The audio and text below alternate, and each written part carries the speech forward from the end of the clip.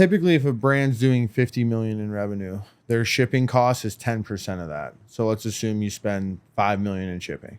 Through finding errors, billing errors, refunds for late shipments, and some of our other services, we typically save customers 3 to 5%. Our culture is you need to work as hard as you can to get the job done, or as hard as needed to get the job done. Now, for me, I need to work harder because I don't feel I'm as talented as everybody. But at the end of the day, business is made to change people's lives, to add value. And I think in either direction, you can make it work.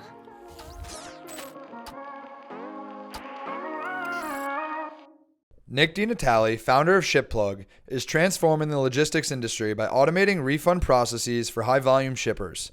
Leveraging his FedEx experience, Nick spotted a market gap for a service that recovers funds from shipping errors without adding extra work or cost for company. Since starting ShipPlug, Nick has grown the team from 4 to 26 members, focusing on educating clients and building trust to overcome initial skepticism. In this episode, Nick shares insights on scaling a bootstrap business, the evolving role of leadership, and the influence of his hardworking single mother. He also highlights the importance of simplifying complex problems and delivering clear value, drawing inspiration from industry leaders like Netflix Reed Hastings. Welcome back to Season 2, Episode 14 of the Turning Pro Podcast. Today we have Nick DiNatale, the founder of ShipPlug, joining us. Thanks for joining today, Nick. Thanks, man. Nick's the VIP of Season 2 of the Turning Pro Podcast. This is awesome. I was looking forward to this. Let's jump right into it. What are you working on right now? Well, we're working on a few things. So we're growing our business right now. That's the main thing. Now, as a founder, we've went from similar to actually Platter. Last year at this time, we had 4 people. We now have 26 people. So I think my role that I was working on last year is different. Now we have ideas how we're going to expand in different service offerings, but now I think my role has changed more into coaching than it has been more so in the weeds. Do you want to give a quick overview on what ShipPlug does?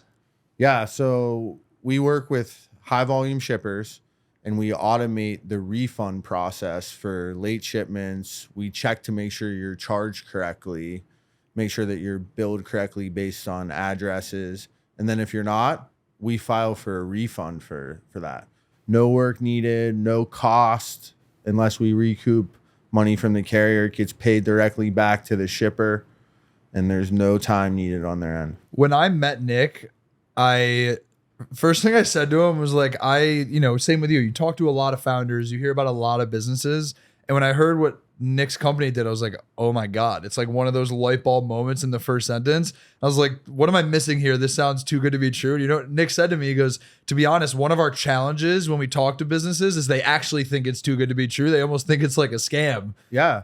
Because I think there's a lot of sweepstakes offers, free offers online. Oh, yeah. So when you hear something is free and has no cost, it's a red flag for people. And a lot of shippers that ship thousands of packages a day, they don't know that that's even an option. They don't realize the shipping carriers have guarantees. And so they don't believe it because they've been in the business for 10 years, have never heard about it. It's a free service that takes no time. It's found money.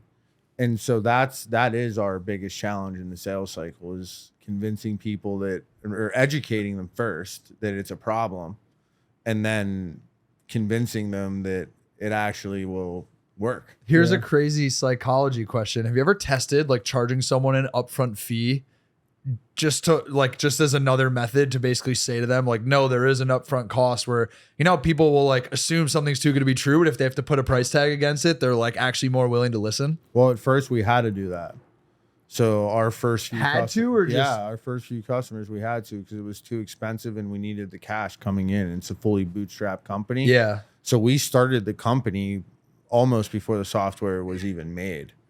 So there was a lot of cost behind recouping refunds, right? When it wasn't automated. So at the time, we made folks pay on a subscription model and pay up front versus doing the found money. Got it. Can you walk us through an example of, again, we don't need to name the brand's name, but say I'm running a brand and doing 30, 40, $50 million in revenue, and I come to you guys. Walk me through how you can help and what kind of money you can save me. So typically if a brand's doing 50 million in revenue, their shipping cost is 10% of that. So let's assume you spend 5 million in shipping. Through finding errors, billing errors, refunds for late shipments, and some of our other services, we typically save customers 3 to 5%. There's no set. So in that case, 2.5 million.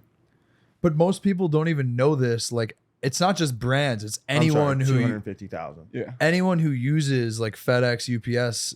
I think there's so many people out there that don't realize that if you buy a product on a website, let's say you buy a t-shirt from a brand and it says this will be delivered on Thursday and that package shows up to your doorstep Friday, you're not really going to like call and complain to the brand like, oh, my package was a day late, unless it's like medication and you need it. And oftentimes brands won't even have that visibility or pay attention to it because like they think customer satisfaction is great, but like there is money to be made back from that package showing up late. So to your point, like education is actually one of the biggest challenges you guys have, because I feel like there's a lot of people that don't even realize the amount of money that they can recoup in these instances. So in that example, that's $250,000. I'm talking to the founder, educating them. If it took you less than 2 minutes to sign up for $250,000, imagine what your time's worth. Yeah. Right. If you're going to say no to that. So that's how we position it. Once it's set, it happens automatically. There's no work needed on the brand's end. Most people don't know that we're actually getting the refunds back until we bill them. And then they know, and we have a portal where they can see every shipment. Now we also can compare the carriers for shippers, right? You mentioned some of our customers have really important items, right? Think if you're an e-commerce brand that's doing direct-to-consumer healthcare and you're expecting that shipment to come in to test your blood or whatever it may be, you're going to really track that, but you also then care more about the service than the cost. Some brands buy more off of service. So our software will also help aggregate all of our customers to truly see what best shipping company is out of your location. What does the product roadmap, like the software roadmap, look like for Q3, Q4, looking into next year? What new features, updates are you adding? So we're adding a few things. We really want to lean into the found money space, right? The no-brainer. It doesn't cost us anything.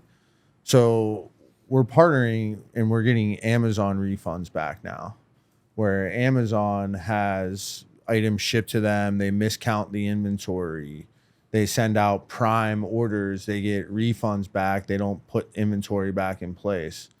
So we're working in this next quarter to really expand that space because it goes hand in hand. Almost all of our customers that are in the e-commerce space also sell on Amazon. So it's an easy upsell for us, but it's also relevant to our space. So as we go, that's how we're going to scale the business, is really looking for avenues that we're already good at and that we can just quickly turn on and add value to our current customers as well. When you were scaling from 4 people to 26, I think you said, obviously you build a damn good product. And so that's going to just drive revenue up, drive more customers in the door. So you need more people to service that revenue. But as you think about expanding the team, how fast did it grow? How fast did it happen? And what were some of the learnings along the way as you scaled up headcount? So it happened really quickly. I mean, if you think about it, that's 22 people. We're hiring 2 people a month. Now, what I've learned in that case, how integral it is to train the trainer, right? Even you can't train 26 people. And if you can, you probably don't have them siloed enough. Like an example, I really have to count on our first developer to train our next developers. That's not I'm not a technical founder, so that's not my founder. So I have to first develop trust with our people early on. Right now I have that trust and they have to train the folks below them. So it's going from being day one. It's my day one. I actually had one person with me. So we had two people day one. We're doing everything from sales. We're working on the software, anything, right?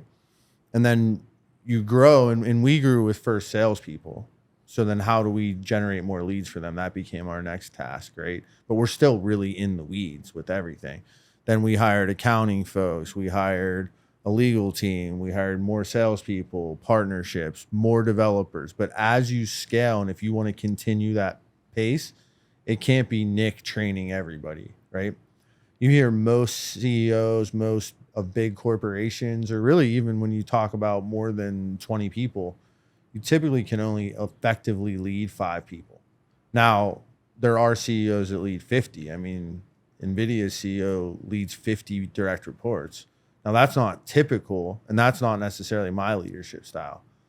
So that's, as we scale, that's been the biggest challenge, is switching that fast. But then also, it was good to have great people early on that were really able to train our new folks. So I want to take a couple steps back. You grew up with a single mother. I did. How did that have an impact on your journey?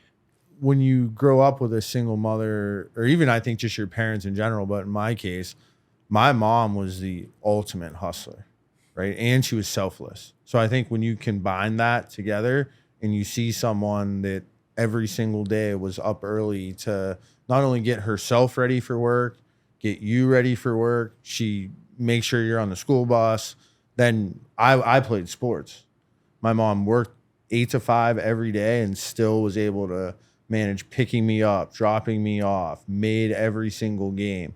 So you see someone that gave so much to you, and then you saw how hard she had to work. You try to take those values that you've seen and implement that into your life. And unfortunately, because of her, I had a lot of situations that were never afforded to her, right? And that put me in a different space than maybe that she could have ever had. And then you don't want to let those type of people down that have cared for you so much. What kind of mix was it in terms of modeling yourself after her work ethic, unconsciously or subconsciously, just because you're seeing this every day, versus intentionally noticing, like, I really appreciate how much she's putting in. I appreciate how selfless she is. Because as a kid, sometimes you can't really make those intentional decisions. Right. Was it intentional? Was it subconscious? Was it a combination of both? I think a combination of both. My mom passed away. So I now pick up on things that even little habits that my mom did, and I see that in myself. So I don't intentionally do that. Now, I think sometimes intentionally I do things that my mom did well, but then one thing I picked up on from my mom is my mom had a really high EI. She knew what she was good at, and she also knew what she wasn't good at. And I've always intentionally picked that up from her. And I think that's important in life, is to know what you're good at and what you're not good at. I realized that, like, one of the first times we met, when he's like, yeah, I hire people who are just way smarter than me. We'll have conversations like, I'm not qualified to be the person talking about this. Like, talk to Paula or someone else, because he knows that, like, to level up, you have to put people around you that are better than you at certain things. Yeah, I got that from my mom. My mom never made a lot of money. So $30,000 was the most and imagine raising a kid on $30,000, right?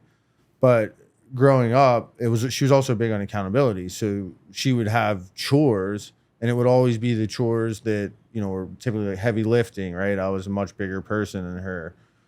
She hated washing the dishes, so I was the dishwasher, right? But I think that's a lesson in leadership.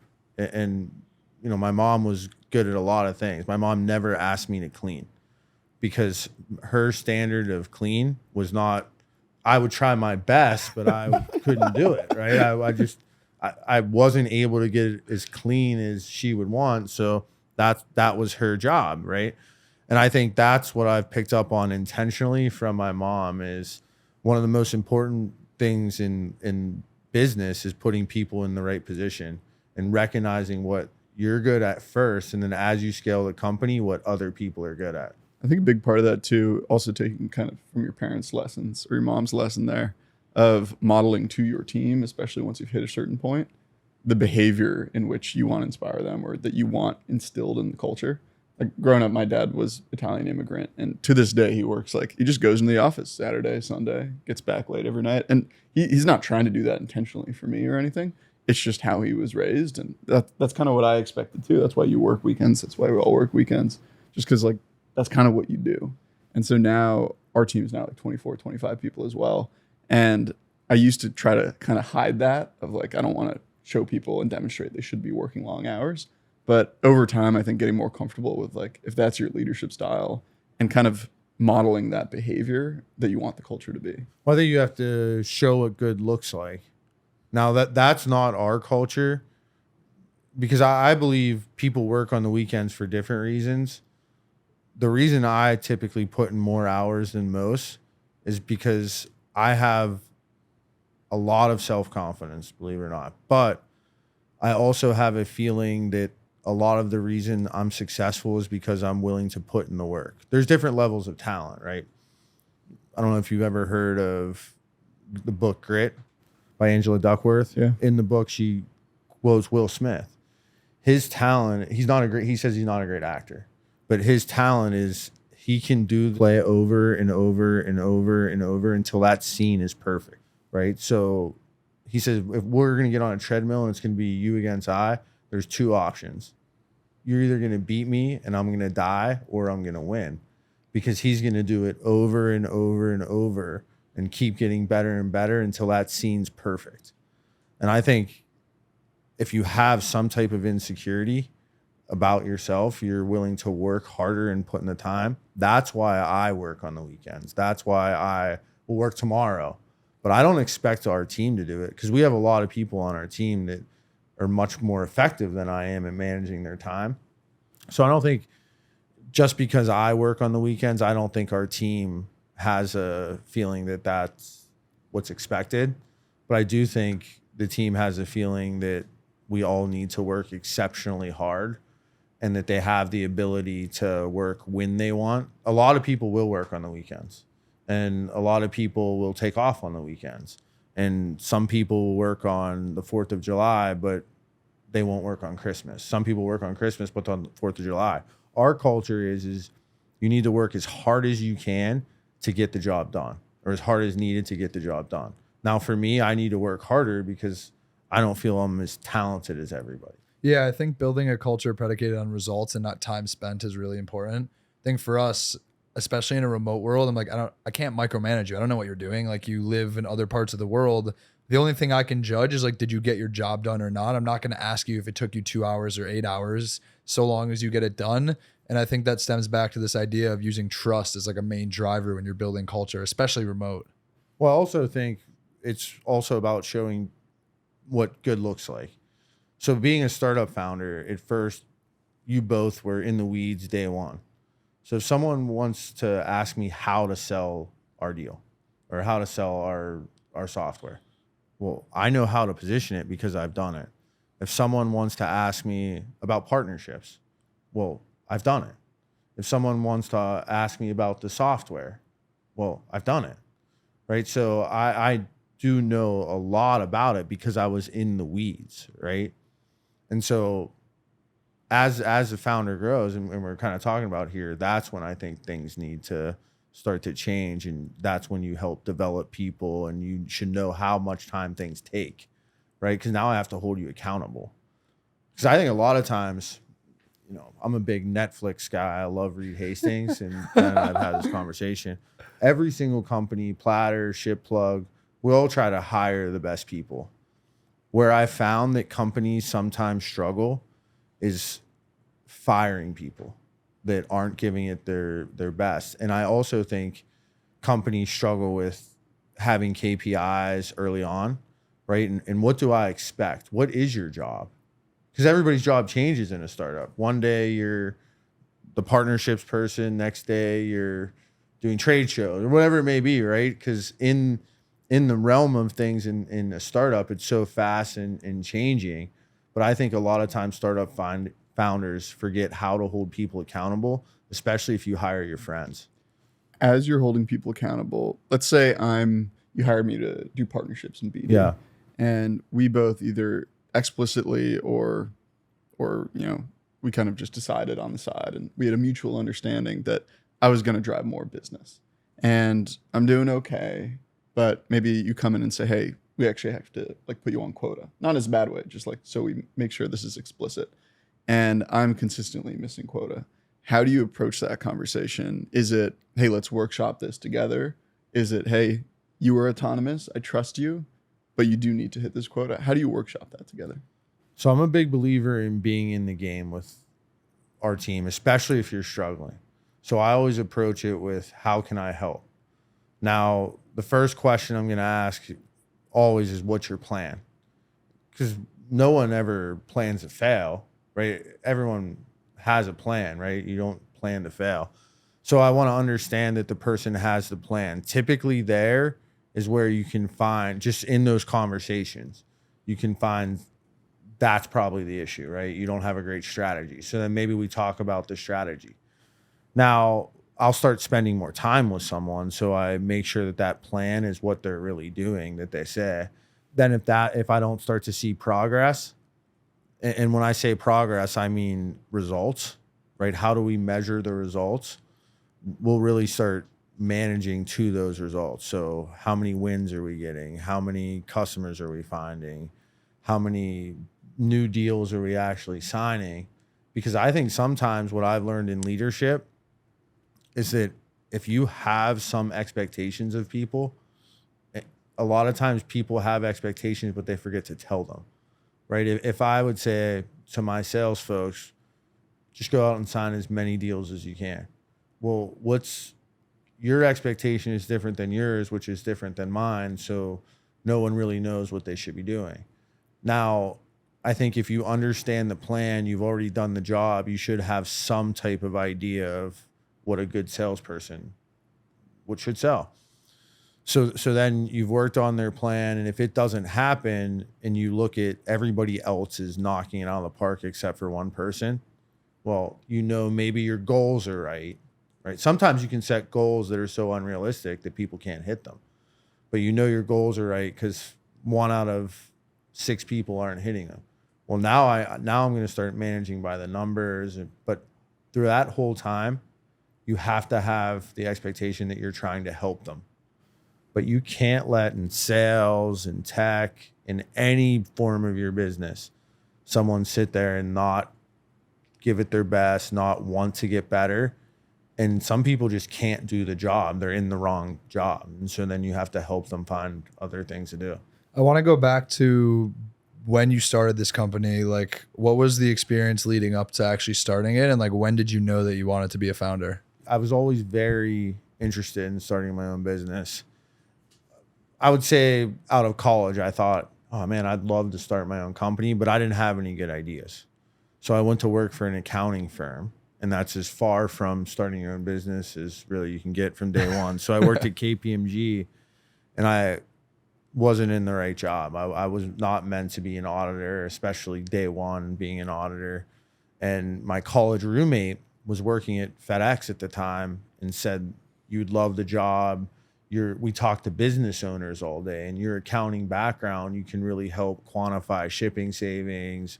You can help understand the supply chain. I think you'd be great at the job. And I've always liked to talk to people. And I've always liked to talk about business, which is my true passion, is having conversations about your business, about our business, about other people's business.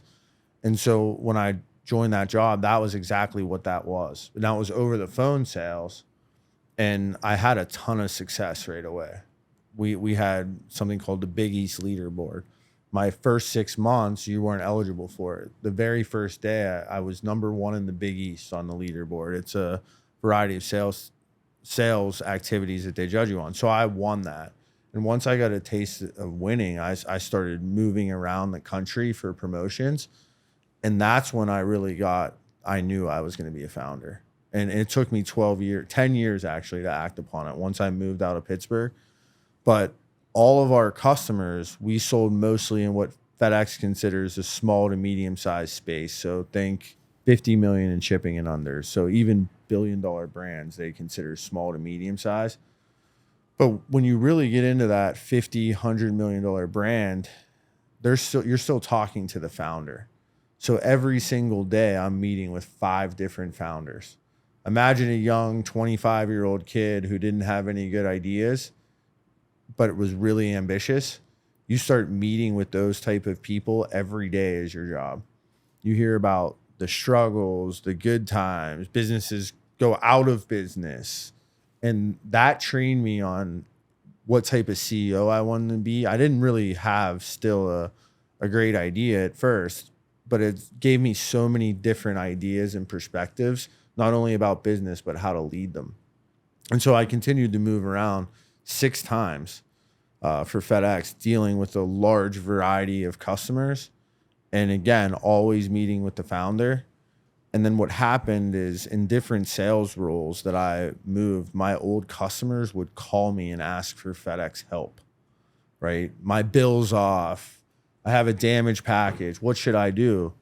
And that's when I realized what my business idea was. We could really help something that became convoluted, something that became hard to manage. We could help that for the founders. And I now know that every founder needs help with that is in the business of movement of goods. So I knew from day one I always wanted to be a founder. I didn't have any good ideas. My job gave me so many different ideas, but I found something that I was good at, and that's when I knew it was time. There's a lot of flavors to sales. Like, you sell differently than I do, than Ben does. Yeah.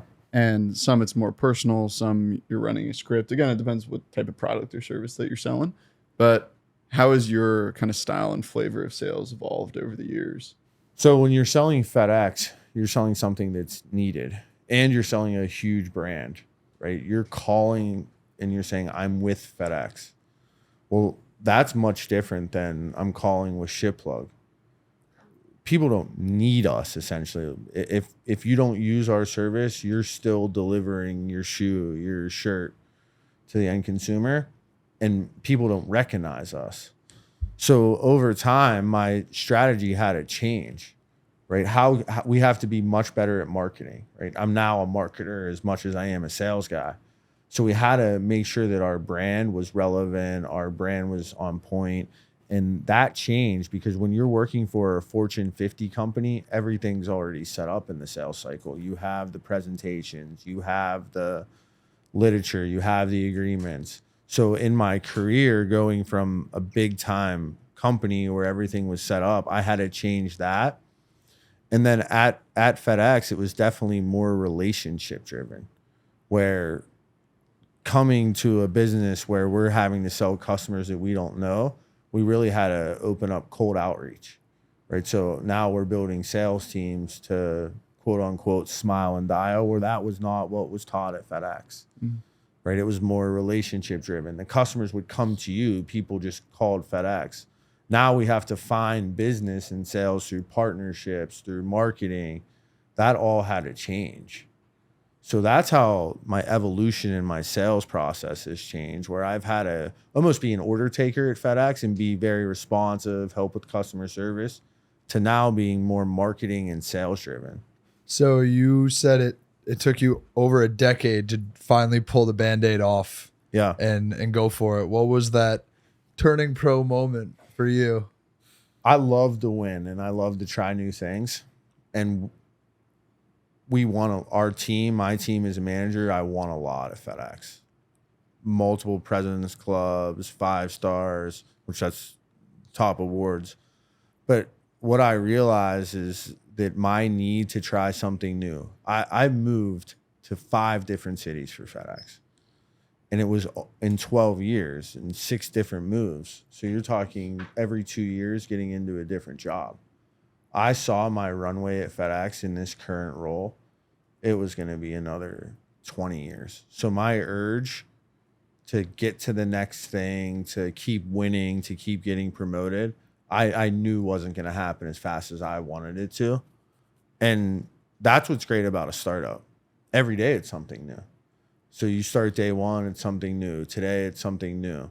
Where that desire to learn, that's when I knew. When I knew that I was not going to keep changing jobs and keep getting promoted every 2 years, I knew that I couldn't just stay stagnant. Because I'm a big believer, if you're not growing and learning, you're dying. So that's when I knew I had to change my job. And another thing too, which I totally admire, is your ability to bootstrap this business to where you've gotten to. I think a lot in the startup environment in today's world, a lot of founders get glorified based on how much money they've raised, who they've raised it from, and like what news publication gave them a headline to announce it. Were there any moments in your journey where you thought about raising money, or were you dead set from day one that if you can do it on your own, you don't really care what other people are saying to you? Well, I have thought about it, luckily we were profitable very early on, which helped save the company. We started in what was the worst time to start a company, where FedEx, UPS, all of the carriers, they just had no capacity, so they weren't budging on refunds. They weren't budging on claims. But then it slowly switched in the pendulum. So being able to make it in the worst time has now made these times easier. So I've never really considered raising money. Now, I will say I have conversations with our team internally. It can make things easier, but it also can make things harder. At first, if you're bootstrapped, you're working as hard as you can. It's your life saving. I took my life savings into ShipPlug. So it's a whole different level of commitment. It's a whole different level of hustle. You have to make it work. Now, having that my co-founder, I always talk about it with her, having that no plan B mentality. At first, we would always talk about, well, what are you going to do if it doesn't work out? There wasn't that option. There's no plan B. She's in California waking up at 5 a.m. I'm in Florida waking up at 5 a.m. We're both going to bed at 8, 9 o'clock at night, our time. And that level of hustle, knowing that we didn't have hundreds of thousands, millions of dollars in the bank, we had to make it work. And so that is why we made it work, is because we had to. Now, I think you can raise money and still have that same mentality. I don't think that's impossible, but I think it's a lot harder to have it. You have the ability, though, to scale so much faster when you have so much more money to spend. It's easy then to hire better talent. But at the end of the day, business is made to change people's lives, to add value. And I think in either direction, you can make it work. As you've made marketing partnerships, BD sales moves to build the ShipPlug brand, become more relevant, not only to drive new leads, but to close deals faster. How much of that is endurance in itself? We're also a bootstrap company, and every time there's like a sale doesn't go through or something's hard, my message to the team and everyone is like, we just got to stay in the game. And that's a huge part of it, is just sticking around. Oh, absolutely. So the people that are most successful are the people that can lose the most, right? You're a bootstrapped entrepreneur. You're the ultimate gambler. If you gamble, it just takes one time. Mark Cuban says it all the time. It just takes one time to find the right spouse, to find the right business. It just takes once. Now, what I've changed in my mentality is I'm really focused on my success day to day. And what I mean by that is I can control my time. So being a founder, you can control where you're at, what you do. Now, I judge my success on if every single day I am as productive and I have the most time booked for my ROI, right? Where's my time spent? How can I get that ROI out there? So that's what I try to judge our success on. And then when you focus on the day-to-day, it's easy to get through the times where you don't make that big sale. You don't, because you trust the process. You have this belief that your process is gonna work, and you continue. If you miss out on the sale, if you lose a big vendor, if someone raises your price, if you get mischarged, if anything goes wrong, you have this belief in your plan. And by sticking to the plan, you're going to lose, big win. Lose, big win. But that big win and that ability to go through the losses, for me, comes by sticking to that day-to-day plan. And as long as I have a good day today, I know we'll ultimately be successful, because I believe in our team first, and I believe in our product as well. My co-founder always said to me, like with the sales, he's like, you got to chase the no's in order to get to the yeses. It's a numbers game. It's a hustles game. It's literally, if you have a product that some people want, there's obviously others out there who can also use it, which then, to your point, makes it a numbers game. Yeah. And especially I think in our space where our market is almost every single business. Which is bananas. Needs a new product, right? So, but if you think about that, then I think when you do fail as a business, and let's just keep it in sales, why didn't we get this sale? We think we have a product that no one could say no to. So let's say 15% of the people say no. Why is that? Right? And then can I take my day-to-day process and fix that, even if it's 5%? Okay, now I'm up to 90% of the people buy. When can I get it to 100% of the people? The offer's so good, no one would turn it down. When can I get to that? And how can I improve my day-to-day process to not only win more sales myself, but to coach the team to win more sales? How can we get that day-to-day process so good? And it's by listening to the no's. I love when people say no, and I want to hear why. And when I've changed this about myself, when we turn people down, I always now give them a reason why, because that's what I want from our team. I want to know why someone would say no to a free product that doesn't take any time and only gets you found money. I would love to know why. And then we can change our sales process. Very tactically, when do you ask that question? Because sometimes maybe if I'm trying to close a deal and they don't get back to me for a month and I bug them and they say, you know what, like the time is just not right. That's not like an actual reason. Will you say, hey, can we hop on a quick call? I genuinely so want at to first, He'll send you a pair of branded AirPods. we do that. Yeah, we'll send hop on a call. AirPods. No, so at first, being a startup, and this is how my sales process has actually changed. I would ask a lot of questions early on because, I mean, if you read the book $100 Million Leads, right? You probably, if you're thinking about starting a company, you could go through your LinkedIn. I have 50 people that might be interested in this. Well, before I start the company or before I'm start working on the product, let's ask them about it, right? We're personal friends. Let's ask them, what would you do? What would you want, right? So now you're asking feedback from the first sales call. Okay, now we kind of make the software work a little bit. Now I'm going to call those same people back, and hopefully they still want to take a call with me. Most of them will because they care. Okay, well, we've made this. What do you think about it now? Right? Can we get feedback about it? Okay, now we're ready we have our minimal viable product. Well, are any of you willing to test it out? Hopefully, because you've given us so much feedback about not only the product, about our sales cycle along the way. So now I have someone trying it out, right? Then once I'm presenting my next sales pitch, I'm going to ask it very early on, but I'm also going to ask for the business much sooner. So I'll typically, in our business, we will ask for the business on the first call.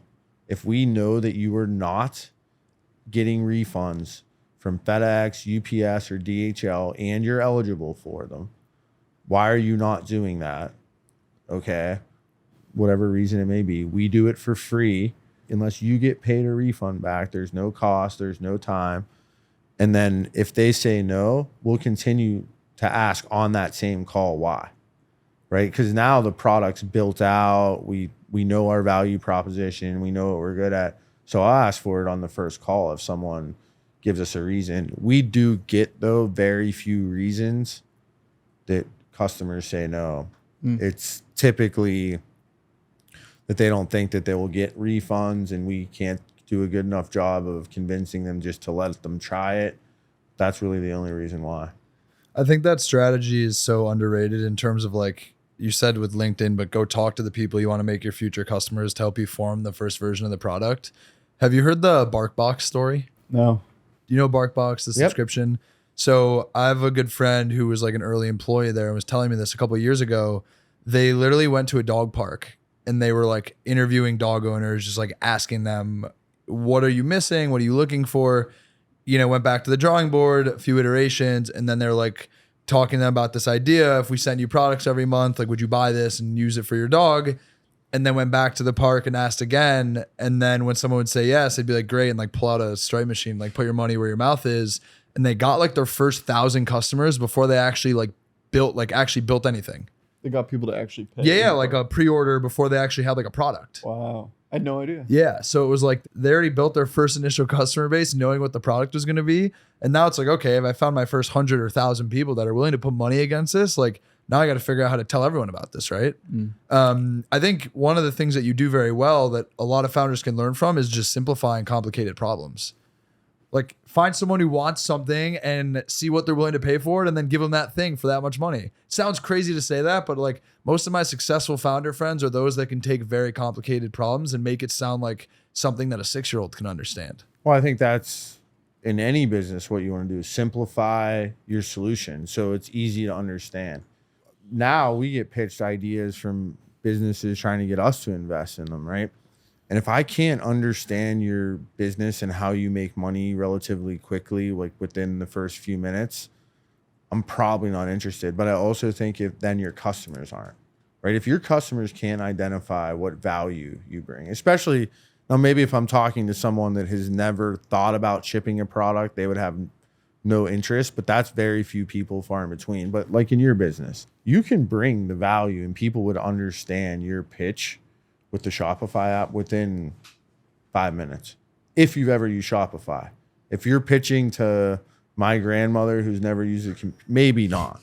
But if you but if you get to the right person, and even if you're not at the right person, anybody that has any experience and knows something about Shopify understands your business model. It's easy to explain, it's easy to understand. That's why it's easy to sell. That's why investors want to give you money, because it's easy to understand. And I think that's sometimes people try to find solutions to problems that aren't really there. What about DJ Khaled? What's the significance of DJ Khaled to the ShipPlug team? Well, we're a Miami company, and his slogan, another one, became our company's slogan. Because what happened early on, this was probably like month 4 or 5, we had 2 salespeople, and we were competitive folks. And he would get a win and he would send an email, say, oh, I got another one. And then I would send one, oh, I got another one. And then we would just start including pictures of DJ Khaled saying it. And so now every win we get, we send out DJ Khaled with hashtag another one. Wow. And so that's become our company's slogan. You should contact DJ Khaled, tell him you're bootstrapped, and be like, we only have room for one investor in this company, and it's you if you want it. And you're another one. Yeah. That would be, talk about a PR story. There you go. That might get you more customers than what you have now. Yeah, I got to reach out. I mean, he's in Miami. He's everywhere. He's I'm everywhere sure in we Miami. could sit here for 15 minutes, and I think in under 5 to 10 calls, I could probably get to someone who knows DJ Khaled. We actually have I'm sure you a have. connection that we're about to get to DJ Khaled. Yeah, I'm sure. Yeah. It's Wait, iconic. in real life. Yeah. As opposed to what? The fake version? I don't know if it's in the ether of email threads. Yeah, we have, you're what, 6 degrees of separation away from everybody. I mean, we live in Miami. We have lots of customers. We have customers that he has sponsored. So, Got it. yeah. The thing that you were mentioning about simplifying your core message resonates so strongly because when it was like 3 or 4 months ago, I think you told me about ShipPlug separately. We were hanging out here after an episode, and he explained it in like 2 sentences. I was like, let me talk to him. That makes a ton of sense. I think that was the shortest. It wasn't even a pitch. It was just like, this is what they do. And it was, I think I just finished Hormozy's second book, and it was the classic like no-brainer offer, or a home run offer. Yeah. And it was funny. It reminded me of, I started in venture right out of college. I did like 3 years investing in brands and some commerce infrastructure and SaaS tools. And as a kid out of college, I had no idea what I was doing. And so a founder would come pitch, and I would dance around all the questions of like, how do you actually make money? And now hop on the call. Like if I just met Ben, usually the first question is just like, how do you guys make money? And I feel like my questions have gotten dumber, but also simpler in a way too. Which means they actually got smarter if you ask any successful person. Very fair. But 22-year-old Adrian was trying to ask all these technical questions. Now it's just like, what do you guys do? Right. Because I think, growing up, you hear about all these success stories of these companies going public that don't make money. But then you also hear of the .com boom, right? Where all these companies, they don't make money, right? That's a point of a business. And I think if you can't explain how you make money, your value proposition to the customer is also cloudy. And they don't understand what they could use you for. But what blows my mind is how many founders are currently sitting on yachts in Miami who like sold secondaries or had these big paydays who never actually made $1 with their business. Well, They exist. Right. No, right. far and few in between. Right. And of course, there's market corrections. And today, that's Yeah. not what people are looking for. But that concept seems so like trivial and basic of like, well, does your product make money or does your business make money? If not, is it really a business? And I guess the answer is yes in some instances. But now I think the market is. I mean, you could be a business that doesn't make money as long as you're a loss leader for something else that's super profitable. Yeah. That's the only way those work. Yeah, there's always a catch. But there's not really a business long term that's going to get passed around private equity deal after private equity deal. It's going to keep being a loser. Didn't it take Uber like 14 years or something, and then they hit profitability? The 14. I think so. I think though that's a little different when you're talking about a scale of an Uber. No, of course. And I think that was a different game, but they had just a conceptually clear path to growth. Totally. And then I think what they've done, and you know this because you're Uber customers, they've slowly raised the price to where now they're able to be profitable. They use their network for other things other than picking people up. Totally. Food delivery, they're getting into packaging. Now they're really using their technology, even in our space, right? I'm in supply chain, to connect trucks with people that need freight moved. They have Uber Freight, right? They're now using their technology. But I think it when you're starting a huge tech company that has no real, like their gross margin is through the roof. So when you have that high gross margin, fast growing company, they can lose for a long time because the investor can clearly see a path to profitability. And then you're making the market so much bigger where now Uber is a cash machine. You've talked about Netflix. You've talked about NVIDIA. Talked about DJ Khaled. But what larger tech companies do you really look up to, or maybe the founders that you really look up to? Well, then number one is Reed Hastings from Netflix. I believe in his culture deck. If this guy started 2 companies, one's pure software. He helps make software for coding to make it easy to develop software, and then Netflix. So the guy's a winner, and he's not in those spaces. He's not really, he is somewhat a developer. He's not a movie guy. And he led the biggest movie company in the world. But it's all about having the best people. And his culture deck is famous. I try to model a lot of the things I do off of him. Now, I also think, and he says this a lot, you can have people that you somewhat want to be like, but I can't just be like Reed. I have to be like Nick. Now, a lot of things that Netflix does, and I look up to Reed Hastings, is accountability. We're really big on accountability, but also freedom. We don't have vacation days. You can, if you want to take off this afternoon, you're fine. If you want to work on Sundays, you're fine. So a lot of those things align. We have the fundamental belief, though, that the biggest thing that we took away from Netflix is we're not a family at ShipPlug. We're not. We're a professional sports team. People come to ShipPlug to make a lot of money, right? And I'm a big believer in paying top of market, if not more. But I'm also a big believer on accountability, right? We're in New York right now, so people want to come and play for the Yankees. But why? Well, they pay the most money. Yeah. But people know that the Yankees also, because of that, they have a lot of people that want to come work there. Right? But you don't hear anybody saying, man, I wish I wasn't a Yankee.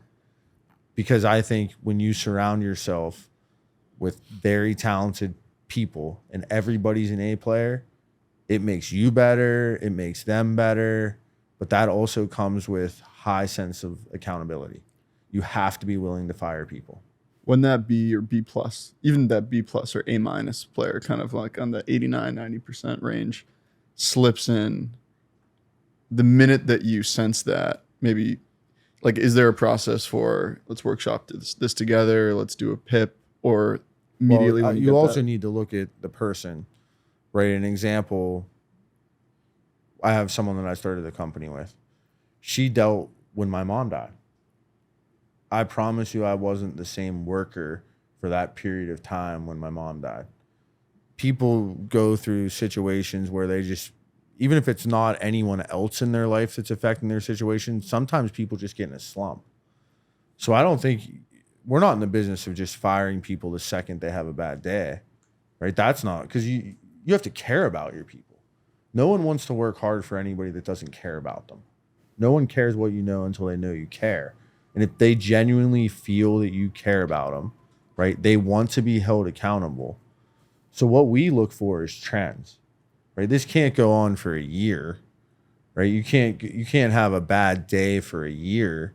So some of it is measuring stats, being in the game under, I talk to folks that work for us almost every day. So I kind of know what's going on with that sense of feeling. But once I figure out that I care more about your job than you do, like I care more about Ben doing a good job than Ben cares. Well, I know Ben has to go at that point.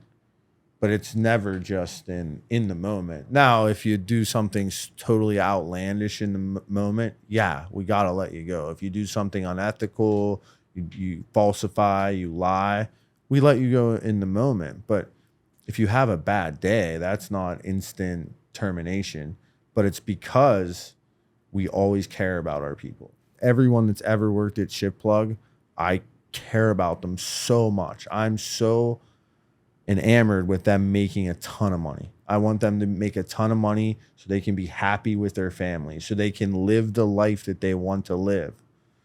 But the second I want it more than you, you're gone. If ShipPlug fails, what's the reason? It would ultimately be because of myself, right? I'm the founder. I hire everybody. I coach everybody. I make a lot of bad decisions. So if ShipPlug fails, it's because of me. This was awesome. I can't thank you enough for supporting the pod. Do you want to just look at this camera on the left and let everyone know where they can find you and what you're working on? You can find us at shipplug.com. For anybody that ships, we can get you refunds for everything that you're due. Hell yeah. Thanks for coming on, man. All right. Thanks for Nick. having me. That's the pod.